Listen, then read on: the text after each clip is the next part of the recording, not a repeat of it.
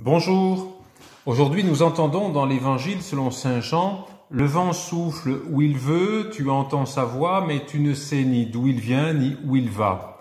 Il en est ainsi pour qui est né du souffle de l'Esprit. » L'homme né du souffle de l'Esprit développe dans sa vie une liberté qui vient de Dieu lui-même. Tu ne sais ni d'où il vient ni où il va, c'est-à-dire qu'il n'est pas prévisible. On ne peut l'enfermer dans une équation, dans une connaissance préalable que l'on aurait de lui, ni dans les conditionnements humains ou sociaux de son existence. Pour autant, il ne s'est pas échappé du réel, car il n'est pas de liberté sans enracinement, il n'est pas de liberté hors de la vérité. Le Christ est l'homme libre par excellence. Il mène sa vie selon le projet qu'il a déterminé. Il est parfaitement enraciné dans son époque et en même temps, il ne se laisse pas enfermer par des problématiques qui ne sont pas les siennes. Au contraire, il les dépasse toutes.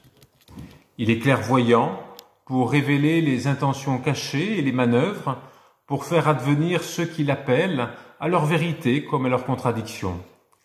Il va à la rencontre de tous, mais ne retient ni ne manipule personne. Il est un homme libre qui libère. Et jusqu'au don de sa vie, Jésus est libre et sa liberté reste insoutenable à ceux qui conspirent contre elle. Et la forme supérieure de la liberté est l'amour. Notre liberté sera à la mesure de notre disponibilité à l'Esprit Saint. Il n'y a pas de science des hommes libres, car la liberté est toujours surprenante.